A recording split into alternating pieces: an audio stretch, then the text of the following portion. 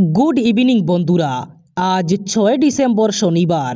আজকের সন্ধ্যার বরাক তথা সমগ্র আসামের গুরুত্বপূর্ণ খবরগুলি হলো: রাজ্যে চলছে বিনামূল্যে ই রিক্সা আবেদন। আপনিও যদি বিনামূল্যে ই রিক্সা পেতে চান তাহলে আবেদন করতে পারবেন।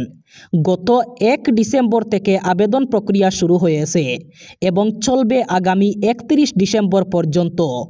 সম্পূর্ণ অনলাইন রূপে আপনি আবেদন করতে পারবেন। আবেদনের জন্য আপনাকে সর্বপ্রথম www.linguisticminority.in এই ওয়েবসাইটে লগ ইন করতে হবে। তারপরে আবেদন করার জন্য আপনার প্রয়োজন হবে কয়েকটি নথিপত্রের, যেমন বার্ষিক আয়ের প্রমাণপত্র অর্থাৎ ইনকাম সার্টিফিকেট, প্যান কার্ড, আধার কার্ড, ভোটার আইডি, পাসপোর্ট সাইজের ফটোকপি। এইগুলি প্রমাণপত্র হলেই আপনি আবেদন করতে পারবেন। নববর্ষের প্রাক্কালে রাজ্যের সকল গাড়ি চালক এবং মালিকরা সাবধান। হাতে আর মাত্র কয়েকটি দিন। আগামী 31 ডিসেম্বরের আগে পরিশোধ করে নিন আপনার যানবাহনের কর, না হলে রাজপথ থেকে জব্দ হতে পারে আপনার যানবাহন। সেই সাথে বনভোজ অর্থাৎ পিকনিকের সময়ও বেশ কয়েকটি নিয়ম পালন করার আহ্বান জানিয়েছে রাজ্যের পরিবহন বিভাগ। তারা জানিয়েছে, বনভোজ অথবা পিকনিকের সময় চালকরা যদি মদ্যপান করেন তাহলে তাদের বিরুদ্ধে কঠোর ব্যবস্থা নেওয়া হবে। সেই সাথে তারা জানিয়েছেন, নববর্ষের আগে অর্থাৎ 31 ডিসেম্বরের আগে আপনার যানবাহনের কর থাকলে তা পরিশোধ করে নিন, না হলে যে কোনো সময় রাজপথ থেকে জব্দ করা হবে আপনার যানবাহন। সিগারেট, গুটখা এবং সব ধরনের তামাকজাত দ্রব্য সেবনকারীদের জন্য এবার খারাপ খবর। খুব শীঘ্রই দাম বাড়তে পারে সিগারেট, গুটখা এবং সব ধরনের তামাকজাত সামগ্রীর। লোকসভায় গৃহীত হয়েছে ন্যাশনাল সিকিউরিটি সেস অ্যাক্ট। এই অ্যাক্ট আইনে পরিণত হলে অনেকটাই দাম বাড়বে সিগারেট, গুটখা এবং অন্যান্য সব ধরনের তামাকজাতে।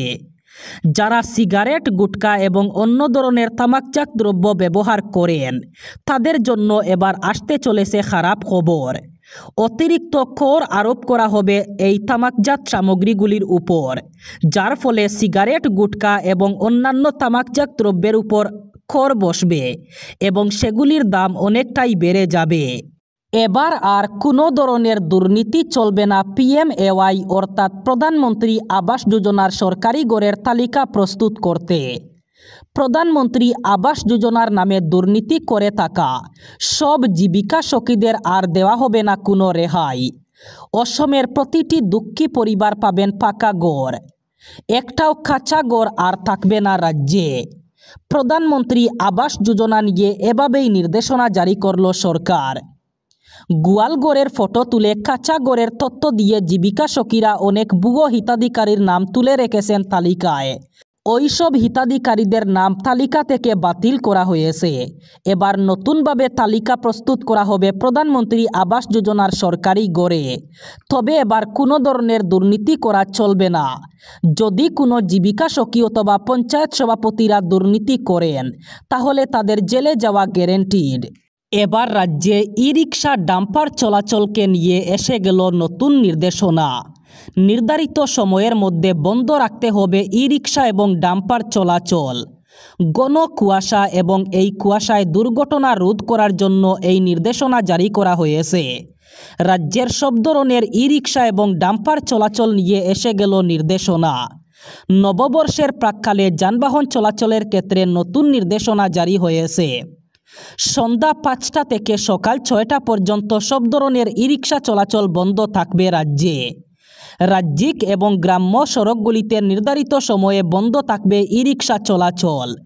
সেই সাথে সন্ধ্যা 5টা বাজার পর সকাল 8টা পর্যন্ত ডাম্পার চলাচল বন্ধের নির্দেশ দেওয়া হয়েছে। রাষ্ট্রীয় এবং রাজ্যিক সড়কপথগুলিতে নির্ধারিত সময়ে বন্ধ থাকবে ডাম্পার চলাচল। ডাম্পার গাড়িগুলির গতি ঘন্টায় 40 কিলোমিটার পর্যন্ত এবং প্রাইভেট গাড়িগুলির গতি ঘন্টায় 60 কিলোমিটার পর্যন্ত সীমাবদ্ধ করা হয়েছে।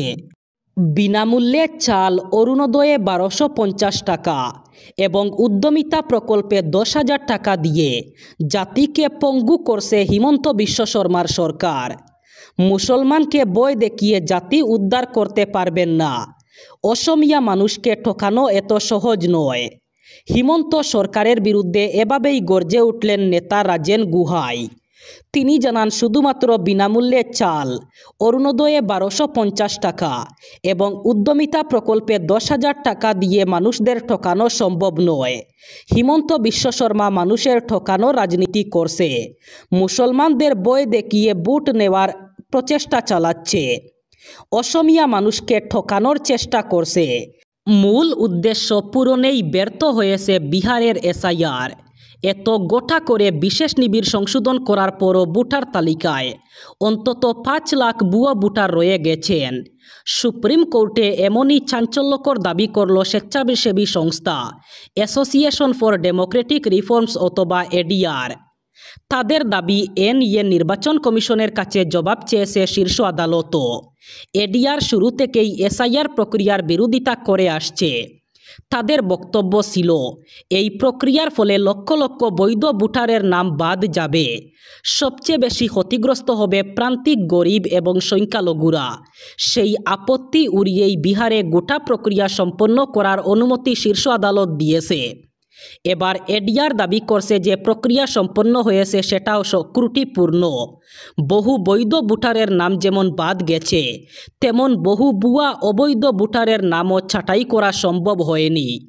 সুপ্রিম কোর্টের প্রধান বিচারপতি সূর্যকান্ত এবং বিচারপতি জয়মাল্য বাগচির ডিভিশন বেঞ্চে এসআইআর সংক্রান্ত মামলার শুনানিতে এডিআরের আইনজীবী প্রশান্ত ভূষণ দাবি করেন, ভুয়ো ভোটার বাদ দেওয়ার প্রক্রিয়ায় ব্যর্থ হয়েছে এসআইআর প্রক্রিয়া। এবার শেষ খবর, দিচ্ছি দেব করলে চলবে না। মাসের কত তারিখের মধ্যে বেতন দিতে হবে তা বলে দিল শ্রম মন্ত্রক। গত 21 নভেম্বর থেকে কার্যকর হয়েছে নতুন 4 শ্রম কোড। আর সেখানেই কর্মীদের বেতন কত তারিখের মধ্যে দিতে হবে তা নির্দিষ্ট করে দিয়েছে কেন্দ্র সরকার। শ্রম আইনের নতুন কোডে আইটি সেক্টর অর্থাৎ তথ্য প্রযুক্তি সংস্থাগুলির জন্য কর্মীদের বেতন কত তারিখের মধ্যে দিতে হবে তা নির্দিষ্ট করে দিয়েছে। নতুন শ্রম কোডে কেন্দ্রের তরফে বলা হয়েছে যে আর্থিক স্থিতাবস্থা বজায় রাখতে এবং কর্মসংক্রান্ত স্ট্রেস কমাতে কর্মীদের বেতন নির্দিষ্ট সময়ের মধ্যে দিতে হবে। আগে কর্মীদের বেতন দেওয়ার ক্ষেত্রে নির্দিষ্ট কোনো নিয়ম ছিল না। কেন্দ্রের শ্রম মন্ত্রকের তরফে জানানো হয়েছে, সকল তথ্য প্রযুক্তি সেক্টর এবং তথ্য প্রযুক্তি সংক্রান্ত পরিষেবার সঙ্গে যুক্ত কোম্পানিগুলিকে প্রতি মাসের 7 তারিখের মধ্যে বেতন দিতে হবে। বেতন প্রক্রিয়ায় স্বচ্ছতা আনতেই এই উদ্যোগ। শ্রম কোডে আইটি কোম্পানিগুলিকে সমান কাজের জন্য সমান বেতনের নিয়মও কার্যকর করতে বলা হয়েছে। অর্থাৎ যদি 2 কর্মী একই কাজ করেন, সেই কাজের জন্য তারা সমান বেতন পাবেন। একই সঙ্গে মহিলাদের আরও নিয়োগ এবং পুরুষদের সমান বেতন দিতে বলা হয়েছে। মহিলারা যাতে নাইট শিফটে কাজ করতে পারেন তার জন্য যথাযথ ব্যবস্থা করতে হবে।